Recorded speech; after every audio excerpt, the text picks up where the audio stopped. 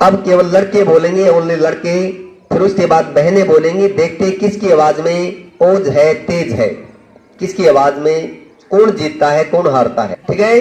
और एक हाथ अपनी छाती पर रखेंगे। अगर हम सच्चे देशभक्त हैं, पितृभक्त हैं, राष्ट्रभक्त हैं, गुरु भक्त हैं, तो हाथ ऊपर रहे टाइट से और ऊंची आवाज में बोलेंगे। बोलो, जैसे हम चाहते हैं हमारी माँ, बहन, बेटी को कोई बुरी नजर से ना देखे, तो हमारा भी फर्ज बनता है हम भी किसी की माँ, बहन, बेटी को बुरी नजर से ना देखें। अब भाई हाथ नीचे कर लीजिए, बहनें हाथ ऊपर उठाएंगी।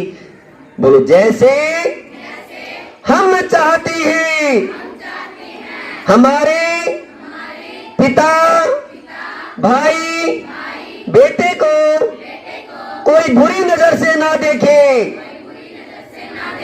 तो हमारा भी फर्ज बनता है हम भी किसी के पिता, भाई, बेटे को बुरी नजर से ना देखें। प्यारे बच्चों, ध्यान रखना, ये निर्देश दोनों के लिए है, क्योंकि ताली हमेशा दोनों हाथों से बजा करती है। कहीं न कहीं दोस्त समाज में दोनों साइड से हुआ करता है। इसलिए मैं भाइयों से भी, बहनों से भी निवेदन कर रहा हूं कि अपने चरित्र पर दाग मत लगने देना। किसी कवि ने कहा है, अगर धन चला जाए तो कुछ नहीं जाता, अगर स्वास्थ्य चला जाए तो कुछ कुछ जाता है, अगर चरित्र चला जाए तो सब कुछ चला जाता है, सब कुछ मिट जाता है। एक व्यक्ति पढ़ाई करते करते BA, MA, PhD कर जाता है, पर तो आखिरी में अपने जीवन पर दाग ले जाता है, तो समझ लीजिए उसने अपनी सारी विद्या को ध्वंस कर दिया, नाश कर दिया, कलंकित कर दिया। अपने आप को, अपने मेम सर को, अपने माता पिता को, अपने सारे गांव को, अपने देश को बदनाम कर दिया एक छोटी सी गलती के कारण। तो इसलिए मैं निवेदन करना चाहता हूं, कोई भी बच्चा चरित्रहीन ना बने, चरित्रवान बने, अपने जीवन में उन्नति की तरफ बढ़े। खासकर भाइयों से मैं निवेदन करना चाहता हूं, श्रावणी पर्व पर, राखी बंधन के त्योहार पर जब बहन भाई के हाथ पर राखी बांधती है, तो भाई बहन से वचन लेता है कि बहन मैं आपकी आजीवन रक्षा करूंगा, परंतु साल के 364 दिनों में भूल जाता है। वही भाई जब बसों में यात्राएं करता है, ट्रेनों में जाता है, कई बार विदेश के लिए जाता है, तो वहां पर दूसरों की बहन बेटियों के साथ अनावश्यक छेड़छाड़ करता है, अनावश्यक गपशप करता है, गंदे बोलता है, तो उस समय भूल जाता है, अरे तू अपनी बहन की रक्षा का तो वचन ले रहा था, आज आप दूसरे की बहन के साथ ऐसे कैसे पेश आ रहा है। तो निवेदन करता हूं प्यारे भाइयों, बच्चों, जब भी आप कहीं यात्रा आदि में जाते हैं तो दूसरों की बहनों को भी अपनी बहनें समझा करें। यदि कोई अनावश्यक तत्व, खुरापाती बदमाश तत्व किसी बहन को तंग करता है, तो आपका नैतिक दायित्व बनता है, तो वहां पर आप उस बहन का धर्म भाई बन करके उस बहन की रक्षा कीजिए।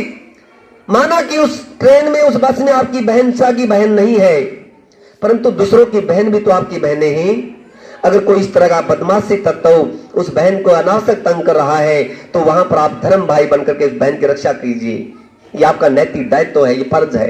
इसी में दादागिरी है, इसी में डाउन है। अन्यथा किसी की बहन की इज्जत के साथ खिलवाड़ करना ये सबसे बड़ा गिरा हुआ कार्य है, ये राक्षस का कार्य है, देवता का कार्य नहीं है।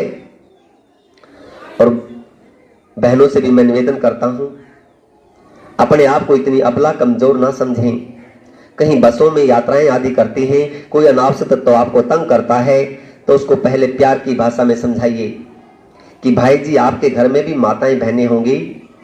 जब इतना आप भाइयों को समझाएंगे, हो सकता है उसके मन में थोड़ा बहुत ईमानदारी, देशभक्ति होगी तो वो सुधर जाएगा।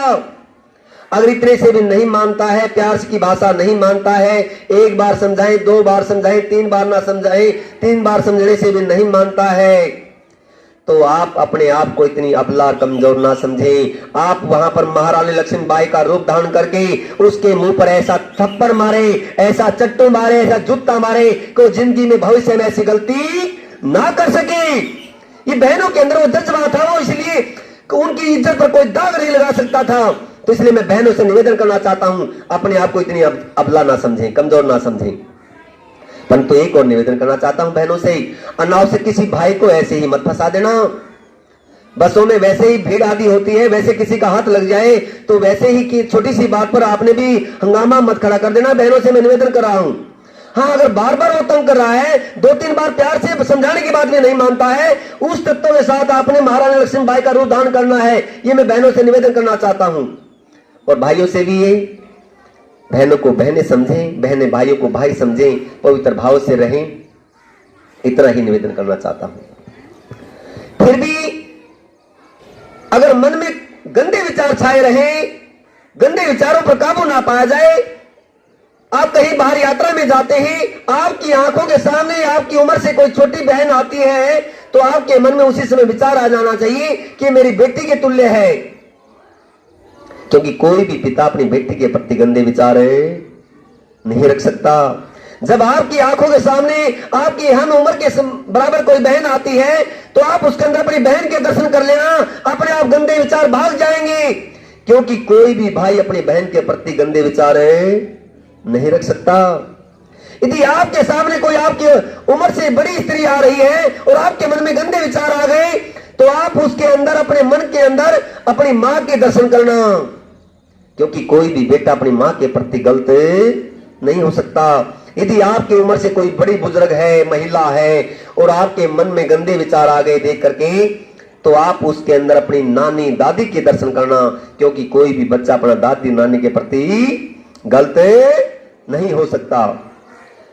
माना कि समाज को देख करके गंदे विचार आ गए, किसी गंदी कोई नाटक आदि देख करके, कोई गंदी फिल्म को देख करके आपके मन के अंदर गंदे विचार छा गए, तो उन विचारों को आपने जला देना है, भस्म कर देना है। अपने मन के अंदर यह धारण करना है कि मेरी मां, बहन, बेटी, दादी, नानी के तुल्य है। मैं ऐसे गलत विचार कैसे पैदा कर सकता हूं जी? प्यारे बच्चों ध्यान दें, जब हमारी मां, बहन, बेटी पर बात आती है, आंच आती है, तो हमें दुख होता है। एक सच्ची घटना मैं आपको बता रहा हूं। BA first year government college Jind में मैंने दाखिला लिया ही लिया था। घटना क्या घटी, 1 महीना हो चुका था जाते जाते। एक ऐसा निखट्टू बच्चा था, बदमाश बच्चा था, उन्होंने भी हमारे साथ एडमिशन लिया हुआ था बीए फर्स्ट ईयर में। वो क्या करता, ना उसने बस का पास बनवाया, ना वो टिकट लेता था, बस की छत के ऊपर बैठ करके जाता। घर से ही रास्ते में अपनी पैंट की जेब में रोड़ी पत्थर डाल लिया करता, बस की छत पर बैठता। जैसे ही बस जींद गवर्नमेंट कॉलेज के पास पहुंचती, आने जाने वाली बहनों के सिर पर वो पत्थर मारा करता था। एक दिन घटना क्या घटी, जैसे वो पत्थर मारा था, उसी टोली में उसकी सागी बहन थी। जैसे ही बहन के सिर पर रोड़ी लगती है, बहन की नजर भाई पर जाती है, भाई की नजर बहन पर जाती है, तो भाई हैरान रह गया, दुखी हो गया।